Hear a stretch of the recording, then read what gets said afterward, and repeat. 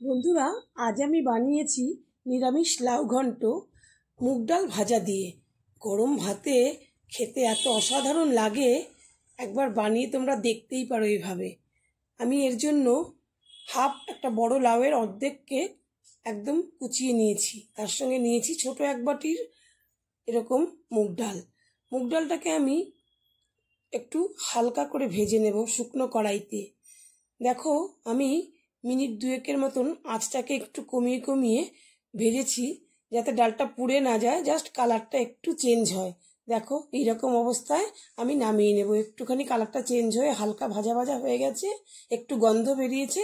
এই অবস্থায় আমি নামিয়ে এটাকে ঠান্ডা করে আমি ধুয়ে জল ঝরিয়ে রাখবো।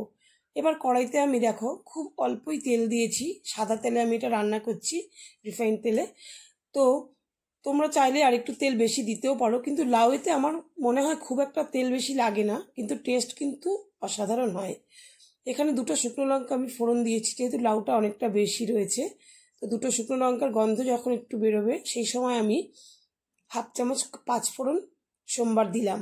পাঁচফোড়নের গন্ধটা খুবই সুন্দর লাগে। আর তার সঙ্গে একটা তেজপাতা দিয়ে দিলাম, দিয়ে একটু নাড়াচাড়া করে কুচনো লাউটা আমি এবার এর মধ্যে দিয়ে দেব।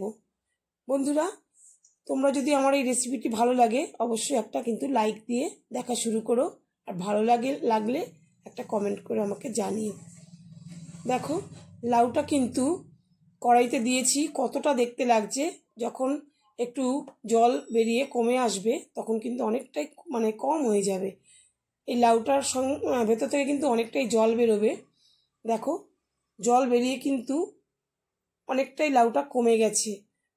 তো এবার আমি একটুখানি দিয়ে দেব নুন, 1 চামচ মতন নুন দেব, পরিমাণ মতন দেব, আর একটু দেব হলুদ।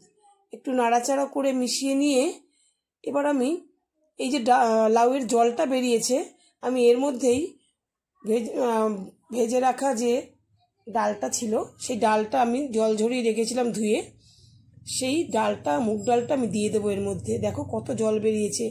এই জলেই কিন্তু এই মুগ ডাল আর লাউ দুটোই সেদ্ধ হয়ে যাবে, আমাকে আলাদা করে কোনো জল দিতেই হবে না। এভাবে নেড়েচেড়ে মিশিয়ে নিয়ে আমি 5 মিনিটের জন্য ঢেকে দেব। আঁচটাকে কিন্তু এই অবস্থায় আমি কমিয়ে দেব। গ্যাসের আগুনটা কমিয়ে দিয়ে আমি ঢাকা দিয়ে 5 মিনিট মতন রেখে দেব। 5 মিনিট পর আমি ঢাকনাটা খুলবো। দেখো, অনেকটাই জল টেনে গেছে। অনেকটা জল টেনে গিয়ে ডালটাও কিন্তু একটু ফুলে উঠে, আবার লাউটা একটু বেশি বেশি হয়ে গেছে। দেখো, ডালটাও একটু সেদ্ধ হয়ে গেছে, একটু ফুলে গেছে। এবার আমি দেখো এই একটাই আমি সাধারণ মশলা দিলাম, 1 চামচ আদা বাটা আর কয়েকটা কাঁচা লঙ্কা চিড়ে। এর থেকে মশলা আমি কিন্তু আর বেশি কিছুই দেব না। এই মুগ ডাল ভাজার গন্ধেই কিন্তু 1 থালা ভাত খাওয়া হয়ে যাবে। অসম্ভব সুন্দর খেতে এই লাউ ঘন্ট। এবার আর 2 মিনিট আমি আবার ঢেকে ডালটাও পুরোপুরি সেদ্ধ করে নিলাম, আর লাউটাও একদম নরম হয়ে গেছে। এই অবস্থায় দিয়ে দিলাম বন্ধুরা 1 চামচ মতন চিনি, ছোট 1 চামচ, আর একটু ধনেপাতা। কারণ জলো জিনিস তো লাউ, একটু চিনি না দিলে টেস্টটা ঠিক ভালো আসবে না।